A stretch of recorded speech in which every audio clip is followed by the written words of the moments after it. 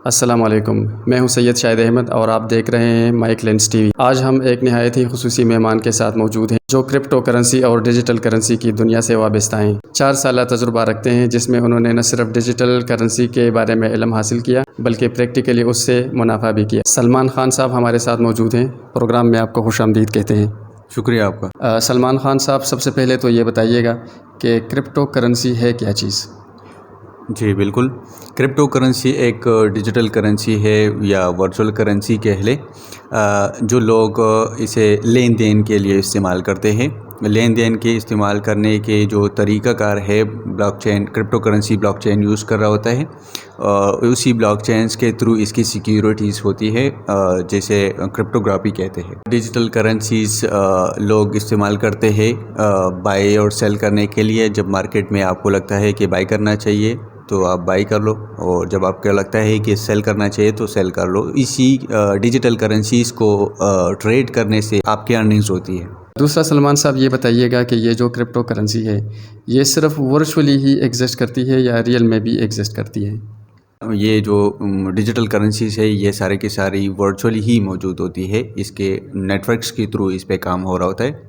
Networks के through blockchain technology को use करते हुए ये वर्चुअली ही डिजिटली ही मौजूद होते हैं। इसके फिज़िकल कोई ऐसा रिकॉर्ड नहीं है या मौजूद नहीं होती है। दूसरा ये बताइएगा कि ये जो क्रिप्टो करेंसी का प्लेटफॉर्म है इसमें सिर्फ डिजिटल करेंसी की ही ट्रेडिंग होती है या इसके अलावा कोई फ़िज़िकल प्रोडक्ट्स भी इसमें ऐसे शामिल होते हैं जिसको सेल या परचेज़ किया जा सकता है? जी बिल्कुल, आप डिजिटल करेंसीज़ को ना सिर्फ बाय सेल के लिए ही इस्तेमाल कर सकते हैं, बल्कि इसके साथ साथ आप इसमें स्टोर्स में भी इस्तेमाल कर सकते हैं। डिफरेंट कंपनीज़ जो है जो वो इस डिजिटल करेंसी को क्या करते हैं, डिजिटल अदायगी के तौर पर इस्तेमाल करते हैं। होटल्स कंपनीज़ भी हो सकती है, रेस्टोरेंट्स भी हो सकती है, हॉस्पिटल्स भी हो सकते हैं। जहाँ पे इसकी एलिगेशंस हुई होती है उसकी प्लेटफॉर्म्स मौजूद होते हैं, वहाँ पे आप इस डिजिटल करेंसीज़ को बाकायदा तौर पर इस्तेमाल कर सकते हैं। इसके अलावा एयरपोर्ट्स पे भी आप टिकट बाई करना चाहते हो तो आप टिकट्स भी खरीद सकते हैं।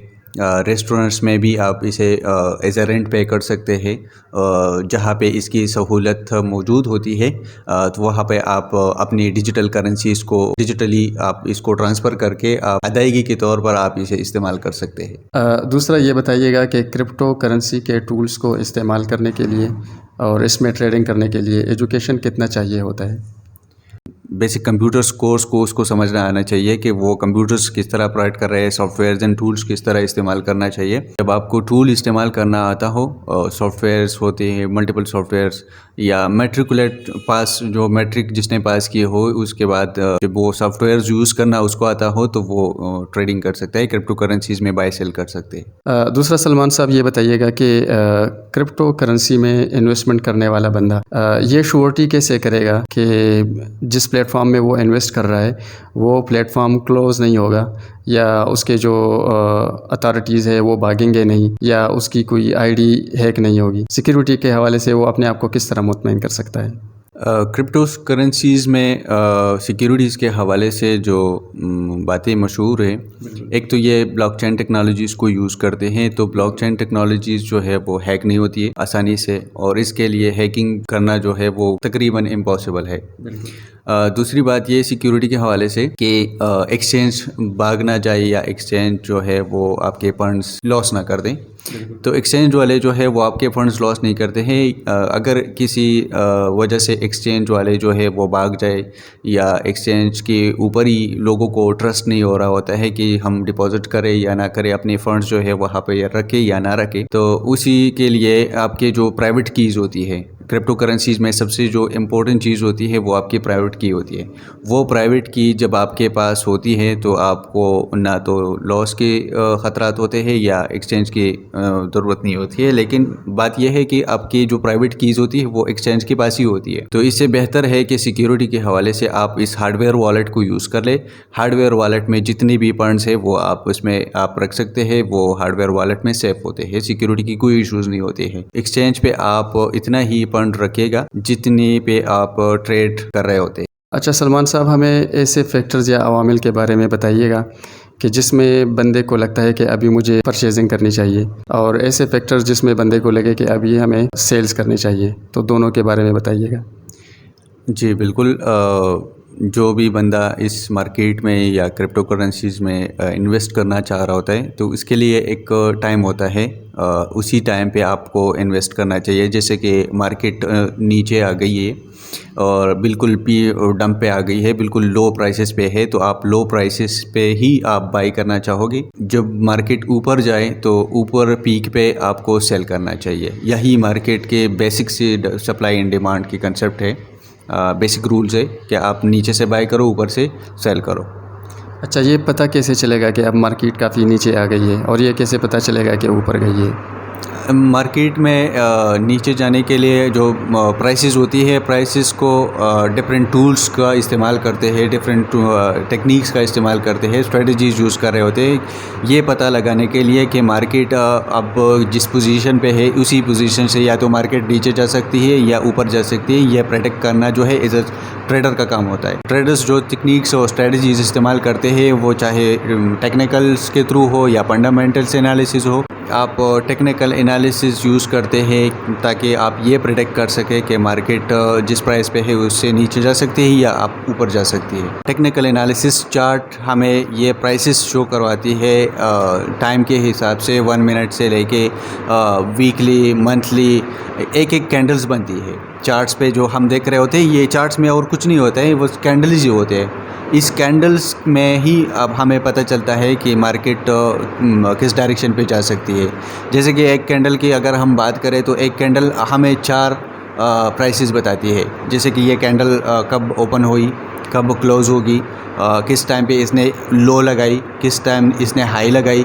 तो ये 4 फैक्टर्स प्राइसेस जो है वो हमें कैंडल्स बताती है। तो फिर एक कैंडल्स हमें मल्टीपल टाइम फ्रेम के हिसाब से देखना होता है कि 1 मिनट में इसने कितना प्राइस का फ्लक्चुएशन किया, मोमेंट किया, 1 घंटे के हिसाब से इसने कितना किया। तो उस हिसाब से हम टेक्निकल एनालिसिस को यूज़ करते हुए ये प्रेडिक्शन करते हैं कि मार्केट किस दिशा पे जा सकती है और कितना जा सकती है। तो उस हिसाब से जो हम ट्रेडर होते हैं वो ट्रेड करते हैं कि कितना लॉस और कितना प्रॉफिट होना चाहिए। कुछ लोग क्रिप्टो करेंसी के ज़रिए रातों रात अमीर हो जाते हैं, तो क्या आप नहीं समझते कि तेज़ी के साथ हासिल की जाने वाली बुलंदी के साथ लॉसेस भी तेज़ी के साथ आ सकते हैं? जी बिल्कुल, जैसा आपने कहा कि जितनी तेज़ी से बुलंदी ही हासिल की जा सकती है उतनी ही तेज़ी से आप इसमें मार्केट में गिरावट भी आपको मिल सकती है, लॉसेस भी कर सकते हैं। ठीक है, इसकी मेन वजह यही होती है कि जब आपको प्रॉपर नॉलेज होती है ट्रेड करने के लिए तो आप प्रॉफिट करते हैं, लेकिन ज़्यादातर लॉसेस इसी वजह से होती है मार्केट में कि ना तो इल्मी की कमी की वजह से कि आपके पास प्रॉपर तरीके से इसका समझ नहीं है आपको कि आपने टूल्स कैसे इस्तेमाल करना है, चार्ट्स को कैसे रीड आउट करना है। इन सारी फैक्टर्स को देखते हुए आप जब आपके पास सारा कुछ नॉलेज होगा तो आप ट्रेड कर पाएंगे, लॉस नहीं करेंगे। लेकिन अगर आपको प्रॉपर तरीके से नॉलेज नहीं है, समझ नहीं है, प्रैक्टिस नहीं है तो फिर आप लॉसेस ही लॉसेस करोगे। आपने शुरू में ग्राफ का जिक्र किया, तो ये जो ग्राफ में फ्लक्चुएशंस होते हैं, उतार चढ़ाव होता है, तो इस उतार चढ़ाव के ज़रिए आप फ्यूचर को प्रेडिक्ट कर सकते हैं, मार्केट के फ्यूचर को? जी बिल्कुल, आप टेक्निकल्स एनालिसिस को यूज़ करेंगे, उसी को यूज़ करते हुए आपको ये मार्केट प्रेडिक्शंस आप करेंगे कि मार्केट किस दिशा पे जा सकती है। जब आपको ये प्रेडिक्ट करना आ जाए तो आप मार्केट में अच्छी तरीके से ट्रेड कर सकते हो, अपनी लॉसेस कम करके प्रॉफिट ज़्यादा कर सकते हो। टेक्निकल इंडिकेटर्स या टेक्निकल एनालिसिस इसी को कहते हैं जो हम एक कैंडल्स जो बनती है उसी कैंडल्स में हमें 4 प्राइसेस वगैरह बताते हैं कि ये कब ओपन हुई, कब क्लोज़ होगी, कब इसने लो लगाई, कब इसने हाई लगाई। तो इस एक कैंडल के जो 4 प्राइसेस है वो हमें यही बताता है कि इसका ड्यूरेशन कितनी ड्यूरेशन में ये कितना फ्लक्चुएशन हुआ। इसी हिसाब से मल्टीपल टाइम फ्रेम्स के चार्ट्स हमें देखने होते हैं, प्रेडिक्ट करना होता है। यही टेक्निकल एनालिसिस है। जब आप अच्छी तरह समझ लेंगे तो फिर आप अच्छी तरीके से ट्रेड कर सकेंगे। कुछ इन्वेस्टमेंट्स होती हैं मिनट्स के लिए, कुछ आवरली होते हैं, कुछ महीनों के लिए होते हैं। तो मेरा सवाल ये है कि ये जो टाइम ड्यूरेशन है ये ट्रेडिंग में कितना मैटर कर रहा होता है? टाइम ड्यूरेशन बहुत ही ज़्यादा इंपॉर्टेंट होती है ट्रेड्स करने के लिए मार्केट में। तो इसमें अलग अलग टाइप ऑफ ट्रेडर्स होते हैं। इसमें होते हैं स्कैल्पर ट्रेडर होते हैं, स्विंग ट्रेडर होते हैं, डे ट्रेडर्स होते हैं और पोजिशनल या लॉन्ग टर्म ट्रेडर्स होते हैं। इन ट्रेडर्स का काम ही यही होता है कि उनको टाइम के हिसाब से ट्रेड करना होता है। जैसे कि स्कैल्पर ट्रेडर्स की मैंने बात की आपको कि स्कैल्पर ट्रेडर्स वही होते हैं जो 1 मिनट से लेके 15 मिनट के ड्यूरेशन में वो ट्रेड्स कर रहा होता है, एंट्री भी कर लेता है और मार्केट से एग्जिट भी कर लेता है। ये स्कैल्पर की स्ट्रेटजी होती है। इसी तरह हमारे पास जो है वो डे ट्रेडर है। डे ट्रेडर का यही कंसेप्ट होता है, वो यही कोशिश कर रहा होता है कि डे के बीचों बीच जो डे के जितना ड्यूरेशन है उसमें वो डे ख़त्म होती ही वो अपना ट्रेड क्लोज कर ले, या 2-3 दिन तक वो होल्ड भी कर सकता है। इसके अलावा ज़्यादातर वो ट्रेड्स होल्ड नहीं करता है। स्विंग ट्रेडर वो ही होता है, स्विंग ट्रेडर जो ट्रेडर्स वीकली या 2 वीक्स तक वो अपने ट्रेड्स होल्ड करते हैं पोजीशंस, तो उसी को ट्रेडर स्विंग ट्रेडर्स कहते हैं। लॉन्ग टर्म ट्रेडर्स वही ट्रेडर्स होते हैं जो महीनों तक ट्रेड्स को होल्ड रखते हैं। जितना आप लोअर टाइम फ्रेम पे आओगे, लोअर ड्यूरेशंस में आओगे, तो उतनी ज़्यादा आपके रिस्क टॉलरेंस ज़्यादा होगी, रिस्क ज़्यादा होगा।